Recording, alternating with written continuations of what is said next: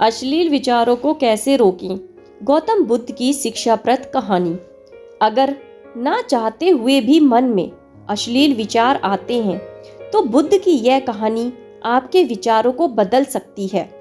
एक बार चंद्रवंशी राजकुमार भरत बुद्ध के सानिध्य भिक्षु के रूप में दीक्षित हुए।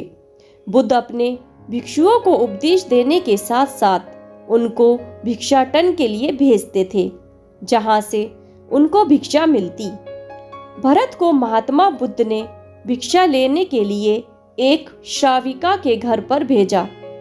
भरत रास्ते में चलते हुए सोच रहे थे कि न जाने आज खाने में क्या मिलेगा।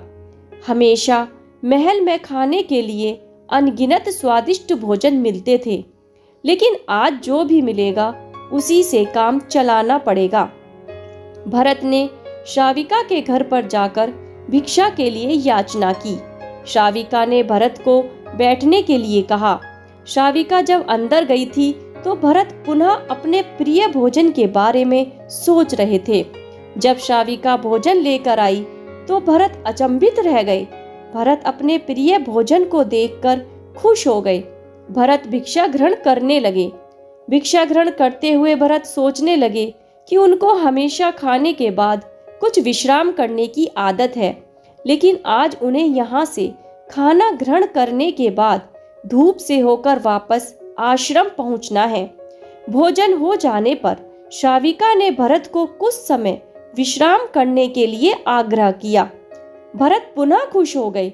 सारी इच्छाओं की पूर्ति होते देख भरत इसको एक संयोग मानकर कुछ देर के लिए लेट गए।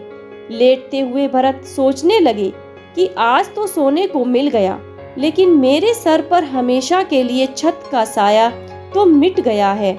जब भरत सोचकर पुनः उठे तो श्राविका ने कहा कि आपको जब तक यहाँ पर रहना है आप यहाँ पर रुक सकते हैं। अब भरत समझ गए कि ये कोई संयोग तो नहीं है, श्राविका जरूर मेरा मन पढ़ रही है। भरत खड़े हुए। भरत ने श्राविका से पूछा, मुझे क्षमा कीजिए, पर क्या आप मेरा मन पढ़ सकती हैं? आप यह सब कैसे कर लेती हैं? श्राविका ने कहा, शुरू में मेरे लिए ये कठिन था, लेकिन मैंने खुद के विचारों को देखना शुरू किया। शुरू में मेरे विचारों की संख्या अनगिनत थी, पर मैंने अपना पूरा ध्यान उन विचारों पर केंद्रित किया। मैंने बिना पक्ष विपक्ष के अपने विचारों को देखना जारी रखा। धीरे धीरे मेरे विचारों की संख्या कम होती गई। मेरे सारे व्यर्थ विचार दूर होते गए। तब से मैं दूसरों के विचार पढ़ लेती हूँ। यह सब सुनकर भरत घबरा गए। भरत ने श्राविका से आज्ञा ली और वहां से निकल पड़े। रास्ते में चलते हुए भरत अपने मन के विचारों का स्मरण करने लगे। भरत के मन में श्राविका के बारे में अश्लील विचार आए। श्राविका ने भरत के बारे में ये क्या सोचा होगा, भरत को खुद पर शर्म आ रही थी। भरत आश्रम पहुंचे। भरत ने बुद्ध से कहा कि अब से वह कभी भिक्षाटन के लिए नहीं जाएंगे। बुद्ध ने भरत को नीचे बिठाया और कहा, क्या हुआ? तुम मुझे अपनी व्यथा विस्तार से बताओ। भरत ने विस्तार से सारी बात बताई। भरत की बातों को सुनकर बुद्ध ने कहा कि आज से 7 दिनों के लिए श्राविका के घर पर भिक्षा के लिए तुम ही जाओगे, लेकिन तुमको कुछ बातों का ध्यान रखना पड़ेगा। कल तुम जाते हुए अपने चित्त को पूरे होश में रखना। तुम्हारे अंदर कौन से विचार उठ रहे हैं उन पर ध्यान केंद्रित करना। होशपूर्ण और जागरूकता के साथ ध्यान करना कि कौन सी वासना तुम्हारे भीतर उठ रही है। इन सभी का ध्यान करते हुए जाना और फिर मुझसे विचार विमर्श करना।